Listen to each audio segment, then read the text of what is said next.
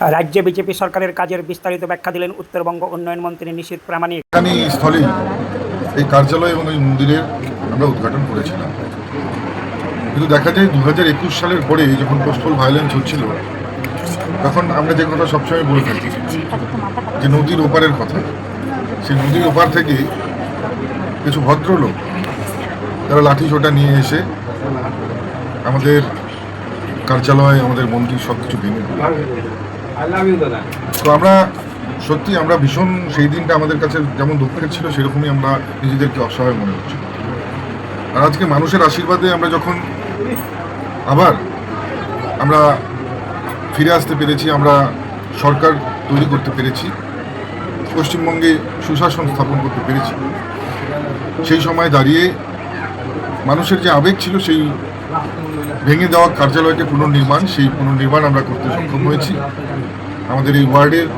যারা কর্মীরা রয়েছে, সহযোগীরা রয়েছে, সহযোদ্ধারা রয়েছে, তারা সকলে মিলে, এবং সেই সঙ্গে সঙ্গে আমাদের নেতৃত্বরা রয়েছে, সম্মানীয় নিখিল দা থেকে শুরু করে আমাদের মানবেন্দ্র দা থেকে শুরু করে আমাদের প্রত্যেকেই এখানে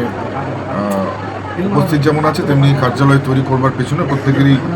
গুরুত্বপূর্ণ ভূমিকা রয়েছে। আমাদের মন্দিরও নির্মাণ হয়েছে, আজকে সেখানে পুজোরও আয়োজন হয়েছে, আমরা সেই মন্দিরও দর্শন করব। অর্থাৎ সবার আবেগের সঙ্গে কোথাও গিয়ে এই কার্যালয় এবং মন্দির জড়িয়েছিল, যেটা আজকে আবার পুনর্নির্মাণ হওয়াতে এই এলাকার লোক যেমন খুশি, ঠিক একইভাবে সমস্ত কার্যকর্তারা কিন্তু খুশি। পাশাপাশি আজকে আপনারা জানেন যে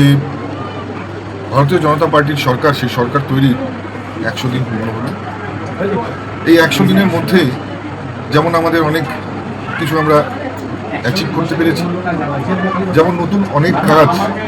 সেই কাজের ঘোষণা মাননীয় মুখ্যমন্ত্রী করেছে, ঠিক একইভাবে খুব কম সময়ের মধ্যে তীব্র গতির সঙ্গে এই সরকার যেমন কাজ করে চলেছে, ঠিক পাশাপাশি যে সমস্ত দুর্নীতিগ্রস্ত লোকগুলো ছিল তাদেরকে যেমন চিহ্নিত করা, বিভিন্ন দপ্তরে যে সমস্ত লোকগুলো দুর্নীতি করার পরেও সেই দপ্তরগুলোর সঙ্গে যুক্ত ছিল তাদেরকে চিহ্নিত করা, এবং সর্বোপরি একদিকে যেমন বিগত 15 বছরের সরকারের যে দুর্নীতি, সেই দুর্নীতির সঙ্গে যারা যুক্ত সেই লোকগুলোর সঙ্গে আমাদেরকে এই 100 দিনে তাদেরকে চিহ্নিত করা এবং তাদেরকে তাদের যে নির্দিষ্ট স্থান, সেই স্থানে তাদেরকে স্থানান্তরিত করা, এবং পাশাপাশি বিভিন্ন জনমুখী প্রকল্প, কেন্দ্রীয় প্রকল্প, সেই প্রকল্পগুলোকে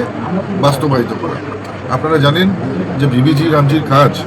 অলরেডি প্রত্যেকটা গ্রাম পঞ্চায়েতে শুরু হয়েছে।